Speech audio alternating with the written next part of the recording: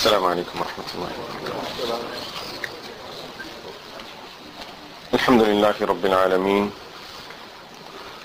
والصلاة والسلام على أشرف الأنبياء والمرسلين سيدنا ونبينا محمد وعلى آله وأصحابه وأزواجه ومن تبعهم بإحسان إلى يوم الدين. أما بعد، عن عمر بن الخطاب رضي الله عنه قال: قال رسول الله صلى الله عليه وسلم: إنما الأعمال بالنيات وإنما لامرئ ما نوى، فمن كانت هجرته إلى الله ورسوله فهجرته إلى الله ورسوله، ومن كانت هجرته إلى دنيا يصيبها أو امرأة ينكحها وفي رواية يتزوجها فهجرته إلى ما هاجر إليه، أو كما قال رسول الله صلى الله عليه وسلم. Respected elders, dear brothers and sisters, the topic for tonight is the downfall of the Ummah, which of course is a concern of a lot of people, that what is the reason for it, and then what's the solution. And if you look at the hadith that I have just recited or just read to you, you may think that it was from yesterday's topic, which was about intention.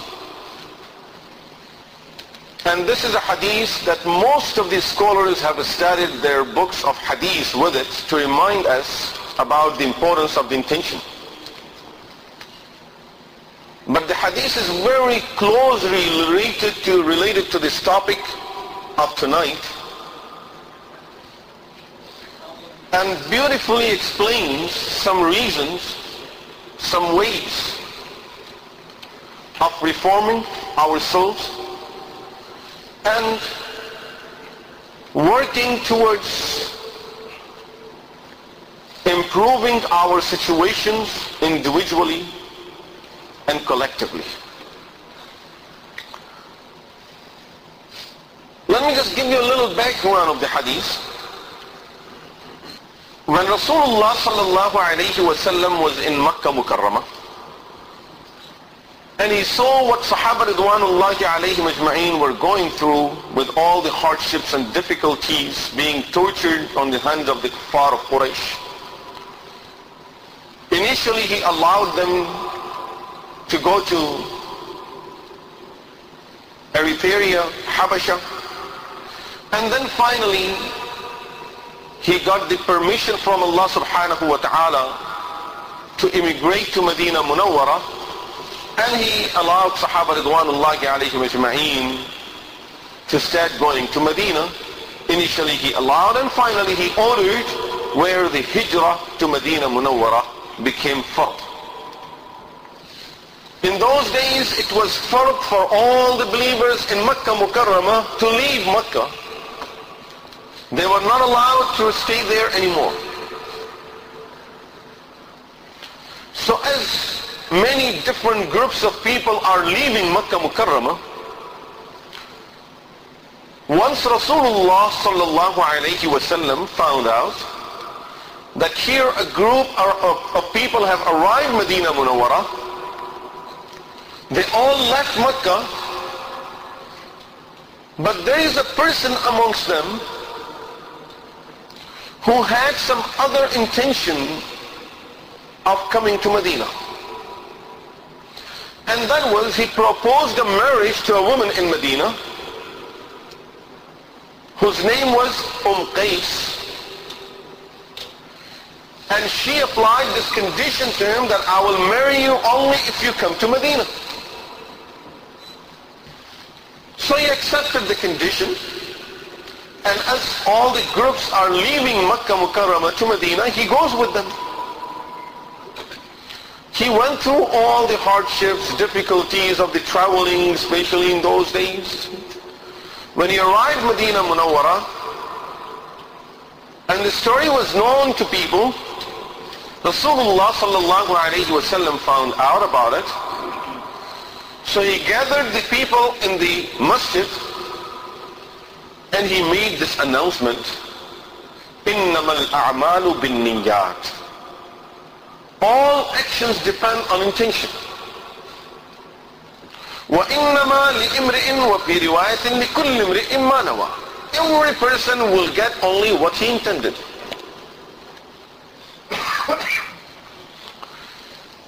Then he continued about that specific situation. فَمَنْ كَانَتْ هِجْرَتُهُ إِلَى اللَّهِ وَرَسُولِهِ فَهِجْرَتُهُ إِلَى اللَّهِ وَرَسُولِهِ. Whoever's immigration to Medina was for Allah and His Messenger sallallahu alayhi wa sallam, it would be considered for that and he will get the reward accordingly.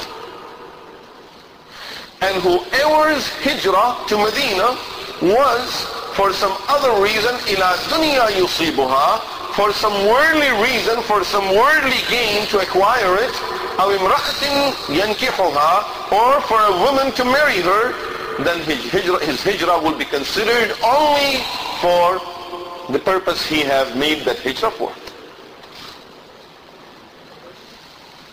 Let us take a big step over this period of the history from the time that this hadith was said to our time now. As today we all are sitting here, what was the purpose of our immigration to this part of the world? Why did we come here for? And at this time when we think about it, it may be the second part of the hadith that will apply to us. وَمَنْ كَانَتْ هِجْرَتُهُ إِلَى دُنْيَا. A person whose hijrah was to dunya, to come and get them.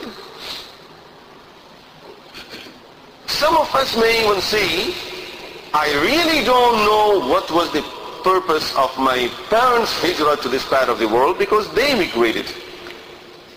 It's not me. The point now, that thing is gone. That portion of it is gone. Now, let's come to our present situation. We came, whatever that intention was. What is the intention at this time for us to stay over here?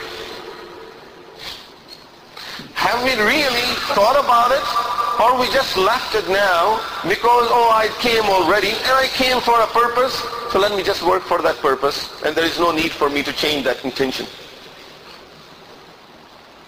For how long are we going to continue with the same mistake that we made earlier?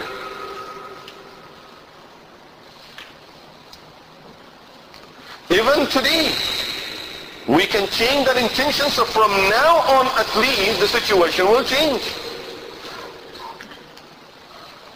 It did not end there. We arrived over here. It did not end by that. It still continues. Still we have some intention of staying here. Some reason for staying. What is that? Have we worked on correcting that one?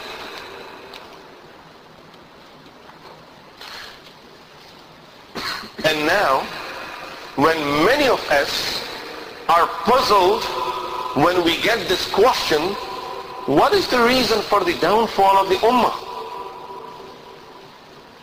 Let me tell you, there is a very close connection between the downfall of the Ummah and this intention that we carry in our hearts.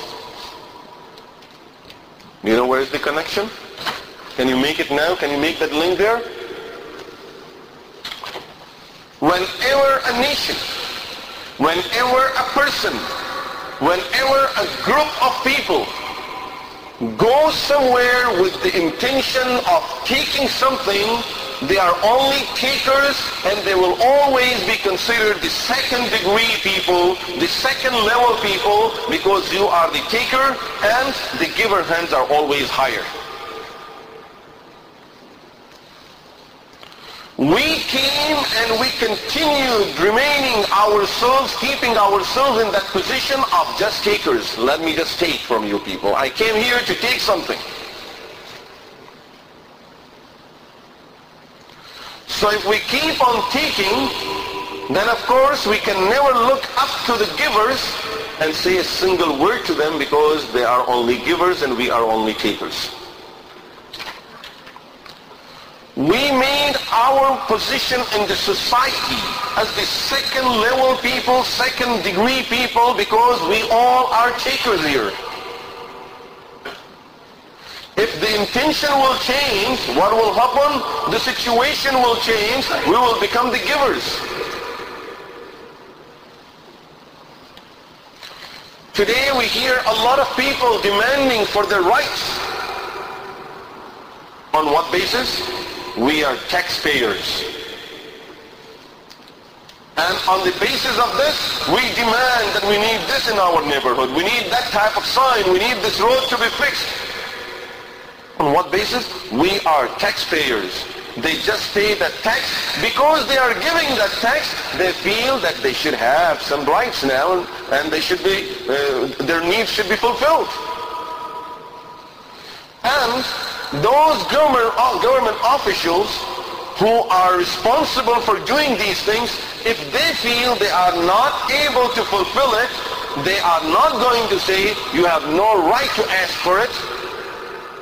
They even realize they are taxpayers, they can ask for it, but at this time we are sorry, we are not able to do it. The position seems to be higher of that person, but he is sorry because he is not able to do it. We don't have to be sitting on those chairs to be ruling the hearts of the people. We don't have to be sitting in those positions to be the givers. We can be sitting in the same places and we'll still be givers, and they will be sorry if they won't accept our offers. But if we continue living as takers, my purpose is just to take. I came into this society just to gather something from it. Then of course we ourselves will be looking down on ourselves, and our situation will be as normal, very well known in the world, that takers are takers and givers are givers, and the giving hand is always higher.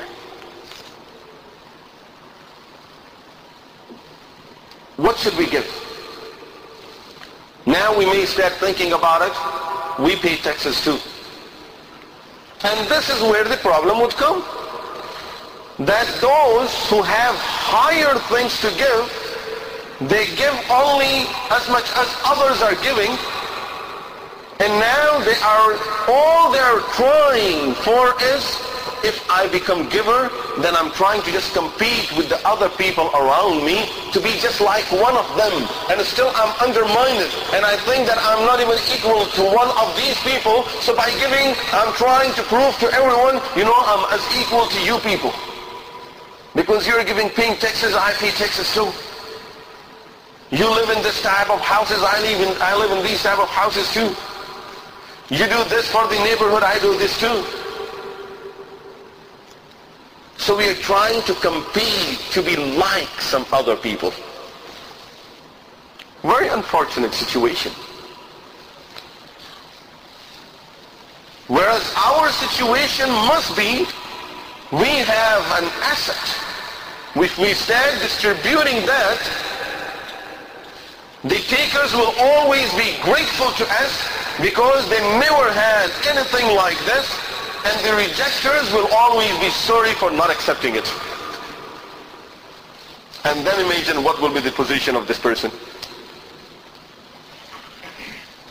We don't have to change the position, as I said.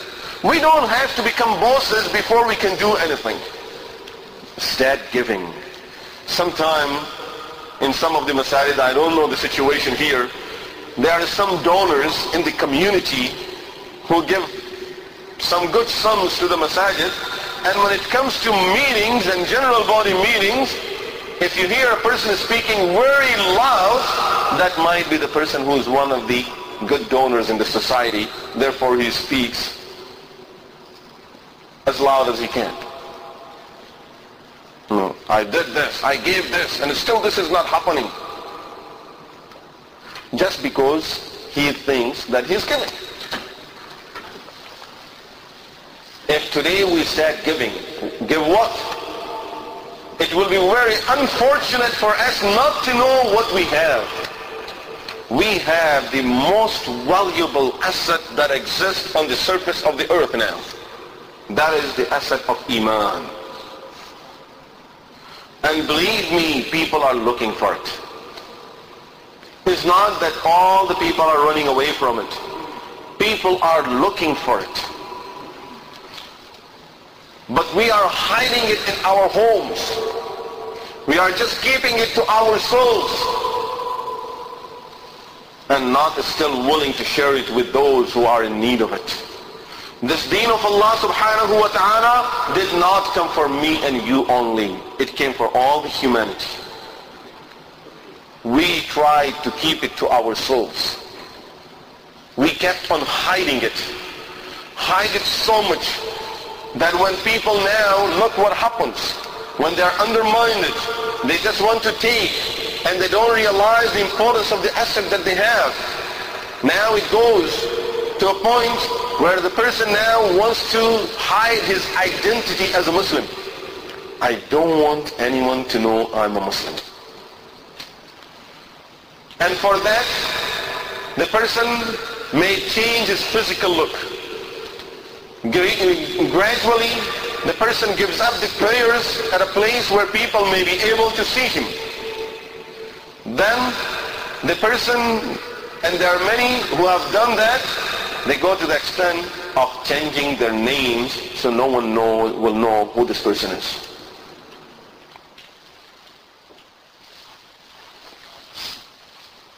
This is what happens to us in this situation. But subhanallah, the thing that we have, if we start offering it to people, if we start showing it to people, who doesn't like beauty in this world? There will be very few people who may not like beautiful things. Otherwise, everyone likes beauty. And if we start putting up the beauty of Islam to the people, believe me, it's so beautiful. There is no flower, no human being, nothing in this existence that is more beautiful than this deen of Allah subhanahu wa ta'ala. There is nothing sweeter than the words of Allah subhanahu wa ta'ala. People are looking for these sweet things. They are looking for these beautiful things. But they don't really know that we have it. And we didn't show them what we have. I remember in one of the sessions in a church, there were a series of sessions, so now I thought, I don't know what to talk about. So I said, let me tell them about something about morality in Islam. And talking about morality, I gave them some details about how Islam protects other people and their honor, their respect, their property, their wealth, and everything. And I gave them the example of backbiting, which of course they had no clue of it whatsoever, never even thought about it, that this could be part of people's right that don't even backbite them. It was a church larger, about 3-4 size than this place, full of people. And when I finished the talk, it's not I or someone else. The point is, this point of akhlaq and the point about how Islam teaches us about respecting others and not insulting people, not backbiting people, not talking behind their backs. After the talk was over, an old man gets up and he says, he's very emotional. He gets up and he says to his people, let me tell you one thing. If there is any group of people that would go to paradise, that has to be his group. If they have so much respect, then this has to be the group that will go to paradise. It won't be, if these people won't go, then no one else will go. He just got up and he made that announcement that shocked everyone. And I thought now the situation will become more difficult for me because the rest of the people will be upset because of that statement. Amazing part was that except for the priest, everyone agreed with that man.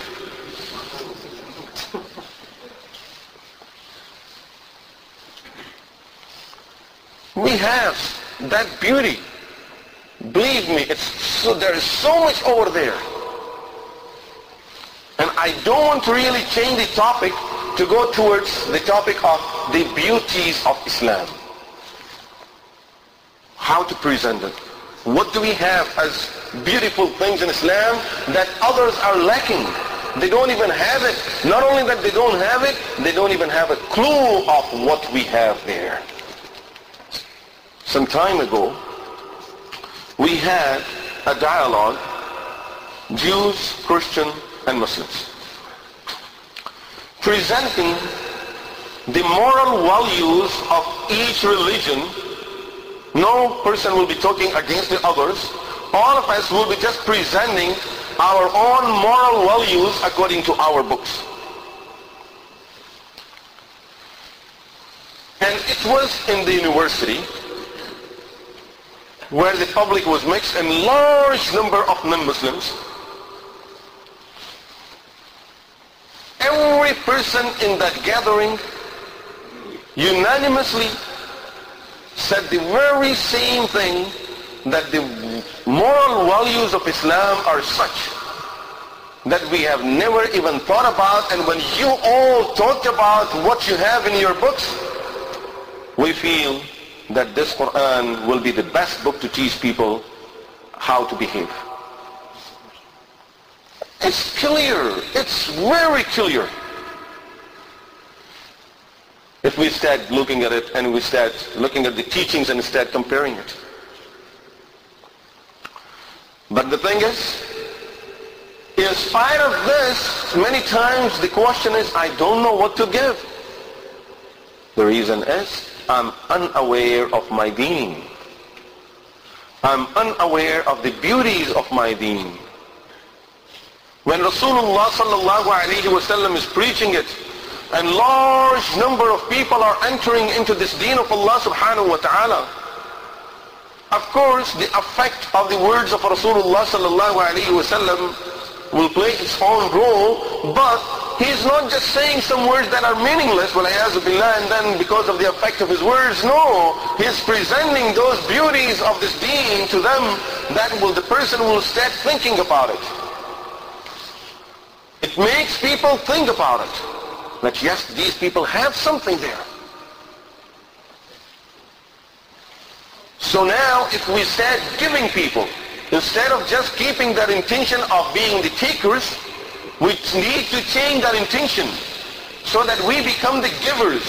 Start giving the society. Start giving back now. We got a lot from the people. We got what they had. Now let us give them what we have and they don't have it. And if we start doing this, you will see the change right there.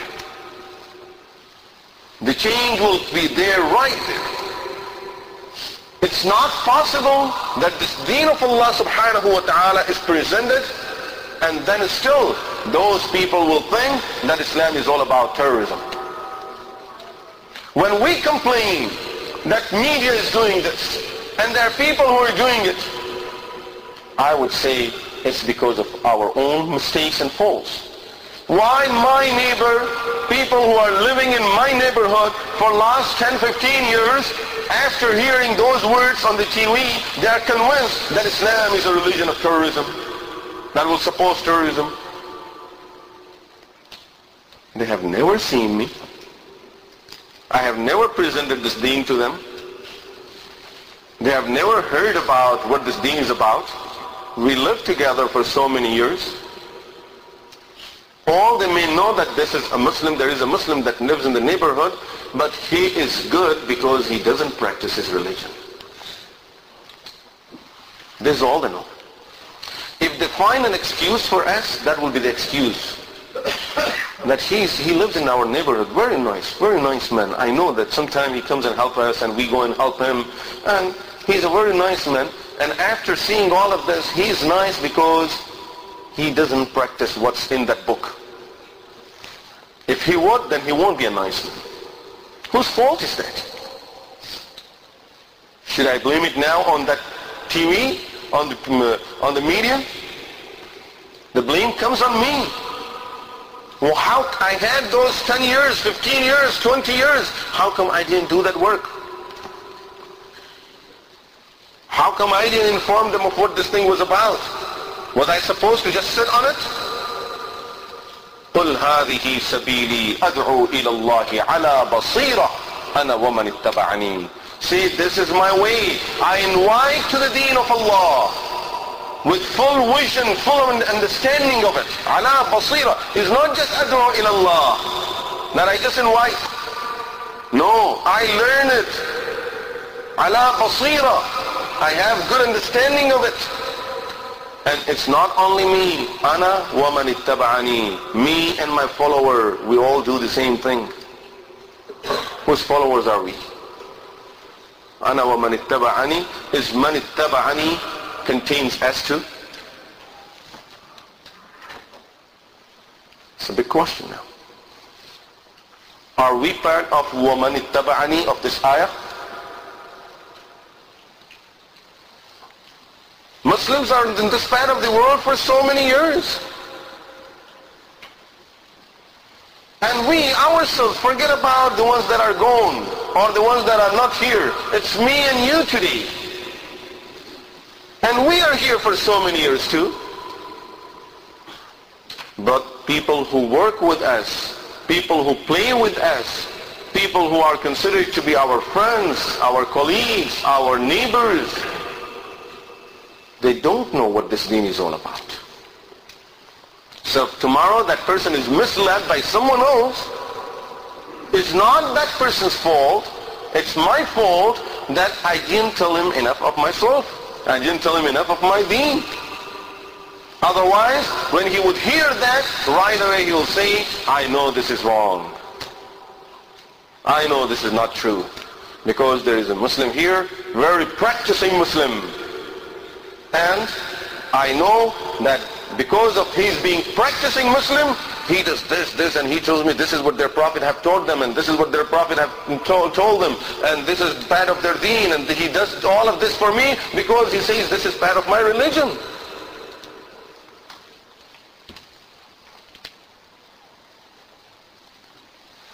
So the question is, what to give now? If that is the question, now we know what to give. And we need to start working towards how to give. We know what to give now. Now we need to start working towards how to give these people. The point is, if I go into that detail, we'll keep on going on and on. The point is that we need to change our situation in this community, in this society, so that the situation of the Ummah will change. The situation of the Ummah, me and you are forming the Ummah. The situation of the Ummah will change when me and you will change. And if we will change to become the givers to the society instead of just being the takers, then inshallah our situation will change. Then people will be looking up to this Ummah. I don't say up to me and you. We will be working towards the betterment of the Ummah of Muhammadur Rasulullah sallallahu alayhi wa sallam. When these muhajirin, they went to Medina Munawwarah. Of course, the people of Ansar, they welcomed them. They opened their doors for them. Here, take whatever you want. Half of my assets, my property, my home, everything is for you. But did you study the seerah to find out that Ansar were not the only people residing in Medina? There were some other people there too. What was the other people's reaction? Of course, if we just imagine without reading the history, we will say the other people must be very upset. And yes, They were upset because the religion these people are following. We don't want the followers of this religion to come to our town. But the people of Makkah Mukarramah who went from Makkah empty-handed, they had nothing to give people.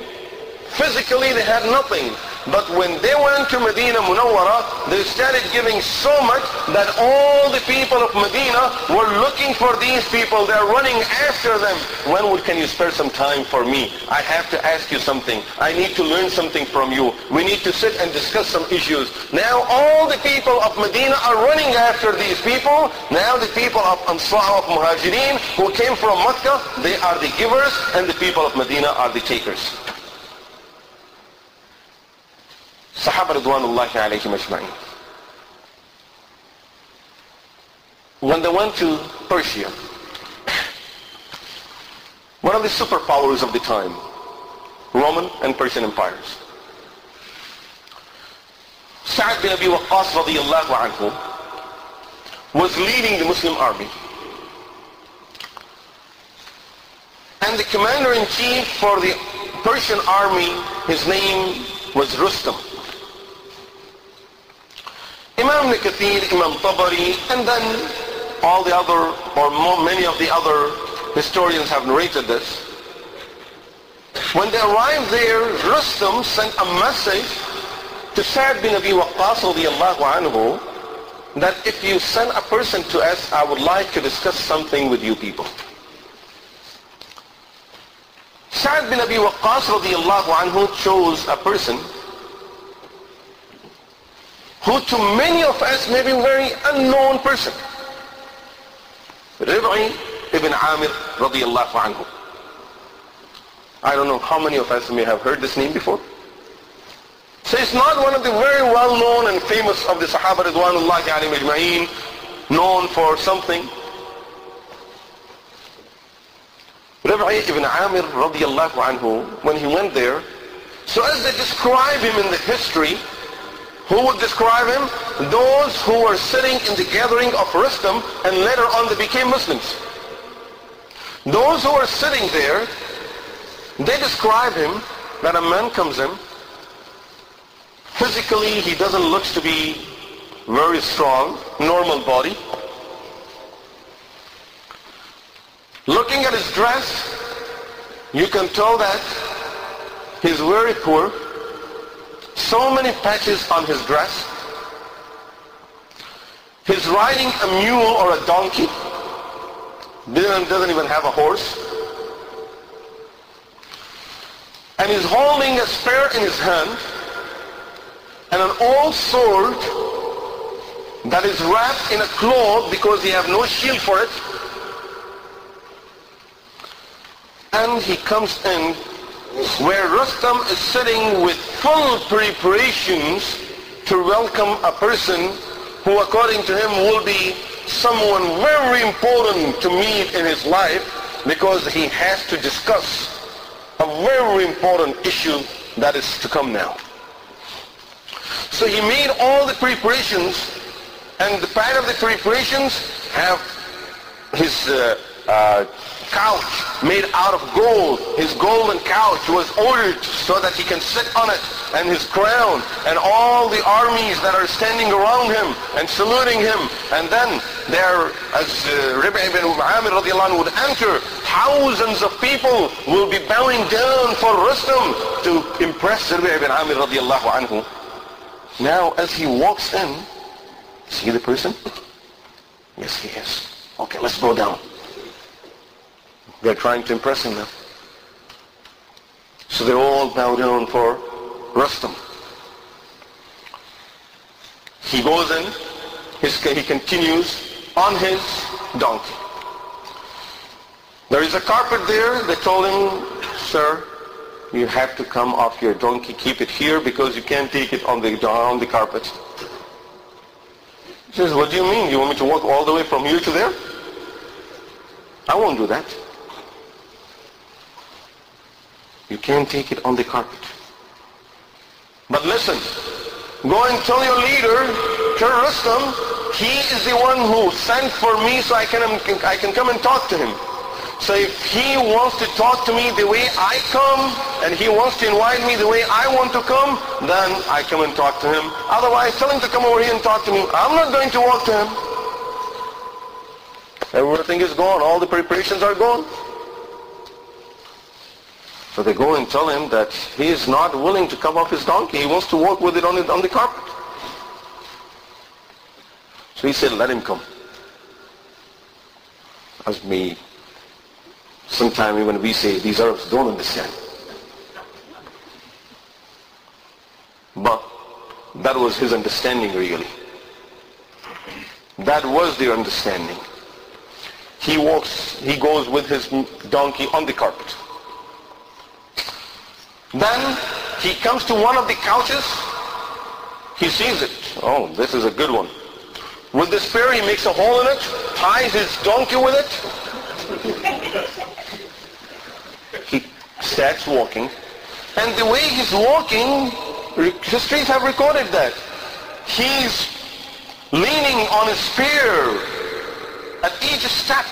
So he's making holes into that expensive carpet. Hearing this, some of us, we may right away give a fatwa. This is halal? Is this allowed?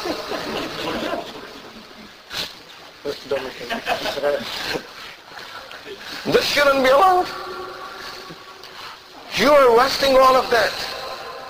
Remember, the holes he's making is not in that carpet, it's in the heart of everyone that's standing there. If by making those holes you can win 200,000 hearts, it's worth it. Make even more holes in it.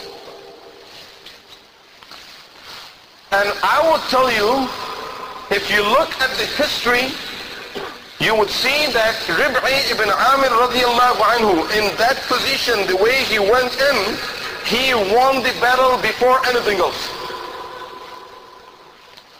There was no need for him to go and say anything more, and there was no need for him to prove anything about their coming and why they're here. The man that has no value for any of these things. Then he goes and he sits just next to Rustam. So right away they told him, this is disrespect, come down. Oh, okay, I didn't know that. So he comes down. During their conversation, it was long one. One of the things Rib'i ibn Amir radiallahu anhu said to Rustam, he said, I'm so sorry to tell you this. When I came, I thought I would be coming to a great man. But when I came over here, and I saw people bowing down for you, and you're not stopping them from doing that, I realized that you are a man of your nafs. And you would love to see people bowing down for you. Our deen teaches us that we should not be bowing down for any human being. It's only for Allah subhanahu wa ta'ala. And then he looks at the people standing there. Oh people, instead of worshipping someone like you, why don't you worship Rabbul Alameen subhanahu wa ta'ala? Rustam was afraid. He's winning the hearts of all the people. He already have impressed them so much. They have never seen a person like him with that situation. And still he is a giver. That is the word I would use at this time.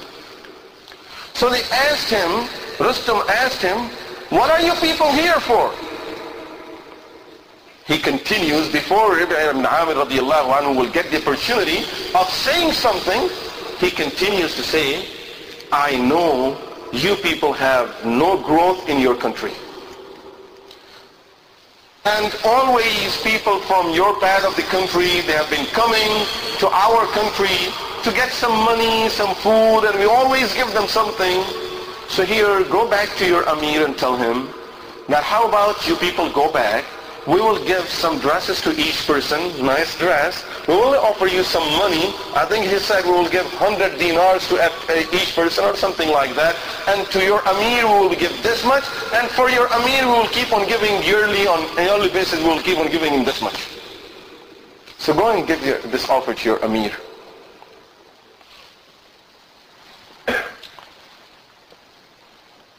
This is what he thought. He thought he came and they all came for this purpose. What is the purpose? For our purpose. This is what he thought. Ibn Amir radiallahu anhu said to him, now listen to me why we are here for. نحن رسل رسول الله صلى الله عليه وسلم. We are sent by the messenger of Allah alayhi salatu wasalam. We are representing Rasulullah sallallahu alayhi wasallam. ابتعثنا Allah. Allah have sent us. We did not come. It's your mistake to think that I came. I did not come. Allah have sent me. And He sent us for a purpose. لنخرج العباد من عبادة العباد إلى عبادة رب العباد. We came over here and Allah have sent us so that we teach people how to stop worshipping people like them and start worshipping Rabbul Alameen subhanahu wa ta'ala. And we are here to teach people that you are following a religion that is very narrow, that has no information, very limited. إلى سعة ومن ضيق الأديان إلى سعة الإسلام. To bring you out of those narrow religions to the vastness of this Islam. This is what we are here for. So we came to give you people something. We are not here so you give me some apples and some bananas so I go back and I'm happy that I got some lunch. I didn't come here for this. We came as givers now. Yes, we used to come at that time as takers, and you used to treat us accordingly. We accepted that at the time because we were takers. But now we are not takers. Now we came to you as givers. We won't accept these things from you anymore. We don't even need these things anymore. The kuffar of Quraysh. When they approached Rasulullah sallallahu alaihi wasallam, and we read it in the seerah again and again, then they said, Ya Muhammad, Al-Walid ibn Mughira, he went to Rasulullah sallallahu alaihi wasallam, Ya Muhammad, if you want the wealth, here we'll gather as much wealth as you want. We'll give you, we'll make you the wealthiest person in Arabia. If you want to marry, we'll find the best woman for you. You want the position, we'll make you the king of Arabia. That was the offer. Imagine that one of us will get that offer today. You have to stop praying your prayers and Friday prayers, and then you will become the boss. Let me think about it. And the person will be doing istikhara now.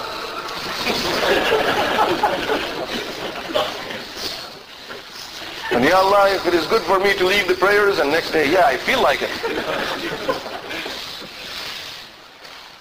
Imagine this, with this little bit of what we get, right away we forget our position. So they came to Rasulullah sallallahu alaihi wasallam with all of these offers. And Rasulullah sallallahu alaihi wasallam is always telling them, should I inform you of something better than this? You don't have to give me anything. All you have to do is, قُولُوا لَا إِلَهَ إِلَّا اللَّهُ تُفْلِحُوا. I came here to give you something, not to take something from you. I'm here to tell you that say La ilaha illallah, so you would be successful. I'm here for your success, not for mine. I'm trying to give you people something. And this is why if you read the stories of Anbiya alayhimus salatu wassalam, with this story of every prophet of Allah, you would find these words that he said to his people, and Allah quotes those words. Of course, Anbiya alayhi salatu wasalam spent a long life, and they said a lot of things throughout that period, but Allah quotes these words for every prophet that he said to his people, La as'alukum alayhi ajra. I'm not asking you for any reward that you pay me something for it. Simply, it's indicating to the same position that all my people, I came to you not to take something from you. I came to you to give you something. People started coming and giving sadaqat to Rasulullah sallallahu alaihi wasallam because that was the order of the Sharia. Now, when a person gives something, for some reason he has a feeling that I'm the giver now. So if ever I'm giving it to masjid, my intention is for Allah, something comes in there and tells me, you are the giver. So Allah subhanahu wa ta'ala ordered Rasulullah sallallahu alayhi wa sallam, when they come to you with sadaqat, with their sadaqat, وَصَلِّ عَلَيْهِمْ, make dua for them when you take the sadaqat. إِنَّ صَلَاتَكَ سَكَنٌ لَهُمْ. Your dua for them and your prayer for them will be peace of mind for them. So now when a person comes to give something, he realizes right away, I'm going over there to get the dua of Rasulullah sallallahu alayhi wa sallam, and through that I will be getting the peace of mind. So every giver comes over there, not as a giver, as a taker.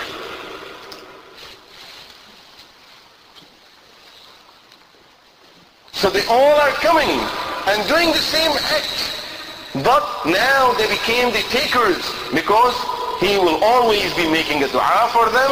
And of course, you imagine if you get a dua of a Prophet of Allah alayhi salatu wassalam, what can be greater than this, and whose dua will be more important than his?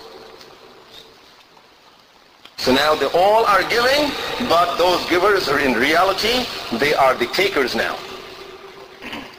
Allah subhanahu wa ta'ala kept Rasulullah sallallahu alayhi wa sallam always the giver in this situation. He's always giving. And this was the situation of the Ummah. This was the situation of Sahaba ridwanullahi alayhim ajma'een. Wherever they went, whichever part of the world they went, they did not go over there just as takers. Even if they would take worldly material, and they will give their deen, they will give the deen and iman to those people. And people always realize what we are receiving from these people is much greater than what these people are receiving from us. This has to be our position. So now, very quickly summarizing the whole thing, how to change the position. Number one, we need to realize our situation and our position. Who we are. What are we? Are we just normal people that are living there to earn? No. Our situation is much more important than that. نحن رسل رسول الله صلى الله عليه وسلم. Today we can repeat the same words of Rib'i ibn Amir radiyallahu anhu. We came here to represent those ways of Rasulullah sallallahu alayhi wasallam, to teach people what Rasulullah sallallahu alayhi wasallam have taught the world. This is what we are here for. Change our position.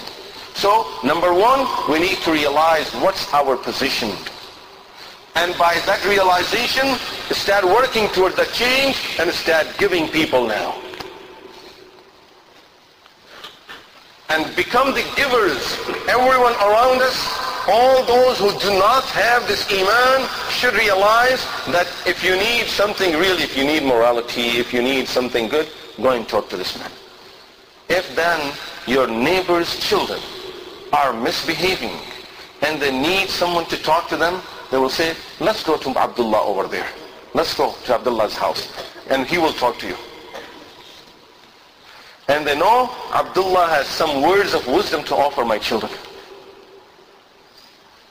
He's so nice, he's so kind, that even if my children will just stay with him for some time, they will benefit from him. But they're not getting it. So, instead giving people, and instead practically, verbally, in every way, the way we find in the hadith, how Rasulullah sallallahu alayhi wa sallam was giving, and how Sahaba ridwanullahi alayhim ajma'een were giving, instead using all of those methods with hikmah, with wisdom, and instead giving people. With that, one more thing that is very important for us. Have your strong connection and trust in Allah subhanahu wa ta'ala. Always have so much connection with Allah that at every step of your life you have full trust in Allah subhanahu wa ta'ala, that Allah subhanahu wa ta'ala will only do the good, inshaAllah. If I'm putting my effort, إِنَّ اللَّهَ لَا يُضِيعُ أَجْرَ الْمُحْسِنِينَ.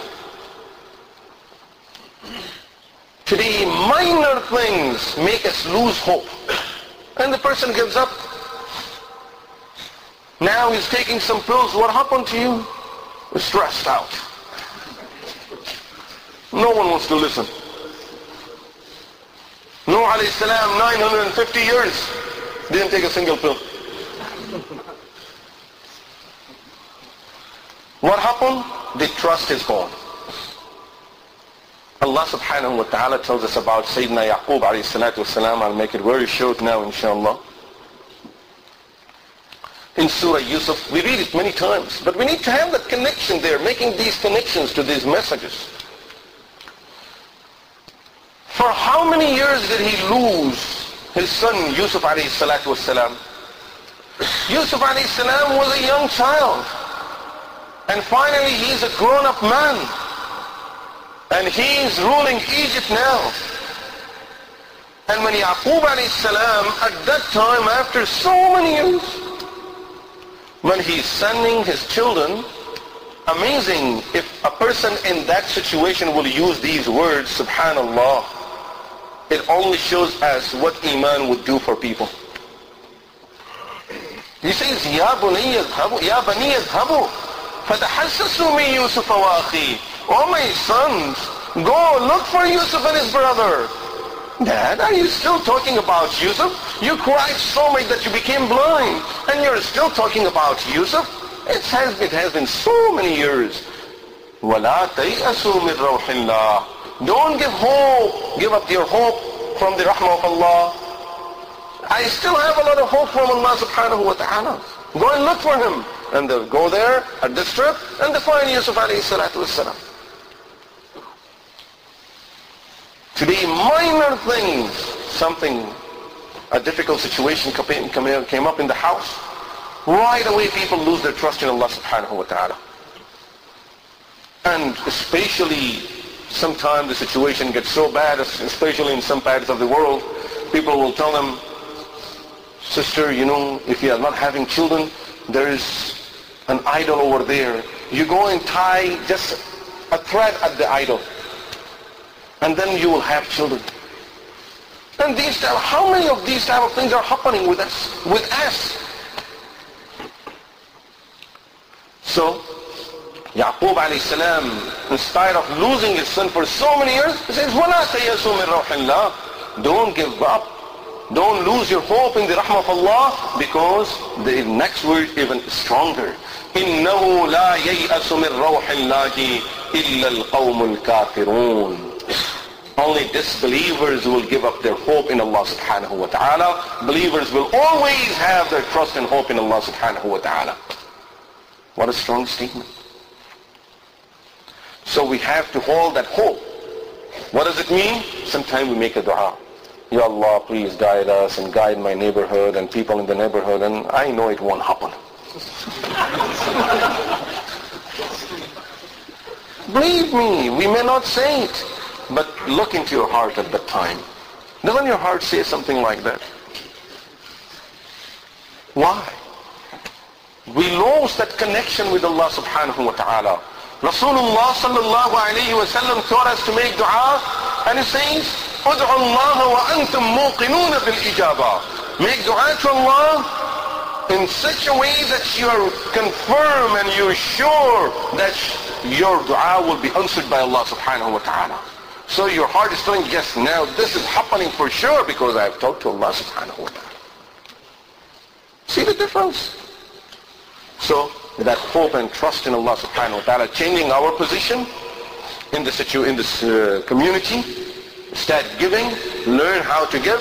Start learning ala basira. Don't just give. Learn how to give. And start giving people, and then keep yourself connected to Allah subhanahu wa ta'ala with firm hopes, with strong hopes, with a strong connection with Allah subhanahu wa ta'ala, and then we will see inshallah. Believe me, there seems to be very minor changes, but they will have great effect on our society. They will have great effect. This is the rahmah of Allah. In fact, let me end with this. This is one of the beauties of this deen of Allah subhanahu wa ta'ala, that Allah subhanahu wa ta'ala have put some great effect in some very minor deeds.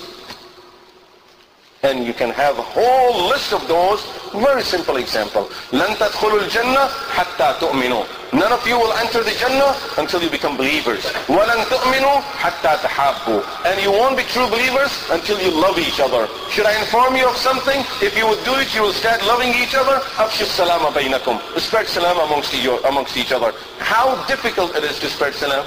Simple. This will lead us to what? To Jannah. Straighten your saf.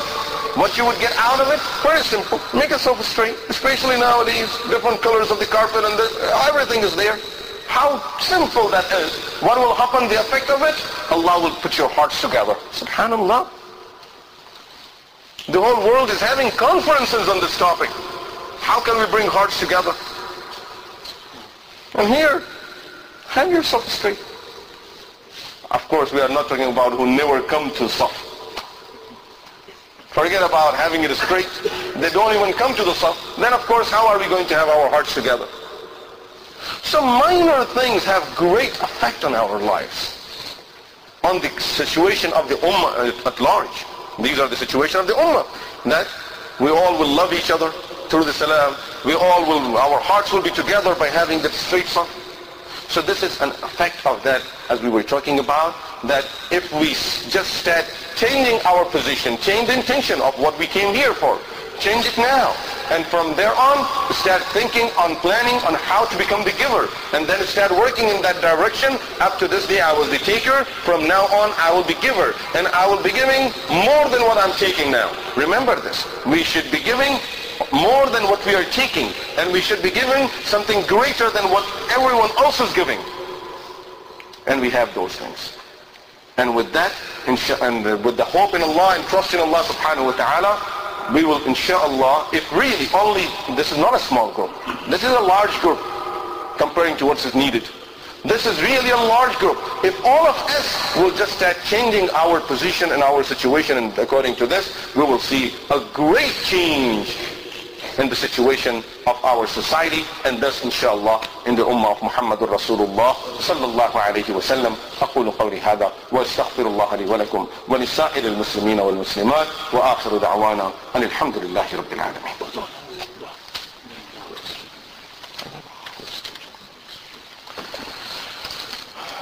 سبحانك اللهم وبحمدك نشهد أن لا إله إلا أنت نستغفرك اللهم ونتوب إليك. اللهم صل على سيدنا وحبيبنا ونبينا محمد وعلى آل سيدنا وحبيبنا ونبينا محمد وبارك وسلم. اللهم ربنا آتنا في الدنيا حسنة وفي الآخرة حسنة وقنا عذاب النار. اللهم اهدنا واهد بنا واهد جميع المسلمين والمسلمات. ربنا لا تزغ قلوبنا بعد إذ هديتنا وهب لنا من لدنك رحمة إنك أنت الوهاب. اللهم أصلح لنا شأننا كله ولا تكلنا إلى أنفسنا طرفة عين. اللهم أصلح لنا شأننا كله ولا تكلنا إلى أنفسنا طرفة عين. اللهم أصلح لنا شأننا كله ولا تكلنا إلى أنفسنا طرفة عين. فإنك إن تكلنا إلى أنفسنا تكلنا إلى ضعف وعجز وخطيئة، وإنا لا نثق إلا برحمتك، فاغفر لنا وارحمنا يا أرحم الراحمين. اللهم أعزنا ولا تذلنا، اللهم أكرمنا ولا تهنا. اللهم إنا نسألك الهدى والتقى والعفاف والغنى. اللهم إنا نسألك العفو والعافية. اللهم إنا نسألك العفو والعافية. اللهم إنا نسألك العفو والعافية والمعافاة الدائمة في ديننا ودنيانا وآخرتنا. اللهم ألف بين قلوبنا وأصلح ذات بيننا واهدنا سبل السلام وجنبنا الفواحش ما ظهر منها وما بطن. اللهم أعنا على ذكرك وشكرك وحسن عبادتك. اللهم إنا نسألك هداك والمغفرة ونعوذ بك من سخطك والنار. ربنا أفرغ علينا صبرا وتوفنا مسلمين. ربنا أفرغ علينا صبرا وثبت أقدامنا وانصرنا على القوم الكافرين. ربنا اغفر لنا ولإخواننا الذين سبقونا بالإيمان ولا تجعل في قلوبنا غلا للذين آمنوا ربنا إنك رؤوف رحيم. اللهم إنا نسألك الجنة وما يقرب إليها من قول أو عمل. اللهم إنا نسألك الجنة وما يقرب إليها من قول أو عمل. اللهم إنا نسألك الجنة وما يقرب إليها من قول أو عمل ونعوذ بك من النار وما يقرب إليها من قول أو عمل. عمل، ونعوذ بك من النار وما يقرب إليها من قول أو عمل، ونعوذ بك من النار وما يقرب إليها من قول أو عمل. اللهم أجرنا من النار. اللهم قنا عذابك يوم تجمع عبادك. اللهم قنا عذاب القبر، وقنا عذاب الفقر، وقنا فتنة المسيح الدجال. اللهم قنا عذاب القبر، وقنا عذاب الفقر، وقنا فتنة المسيح الدجال. اللهم قنا عذاب القبر، وقنا عذاب الفقر، وقنا فتنة المسيح الدجال. اللهم ربنا تقبل منا إنك أنت السميع العليم، وتب علينا يا مولانا إنك أنت التواب الرحيم. وصلى الله تبارك وتعالى على خير خلقه سيدنا وحبيبنا ونبينا محمد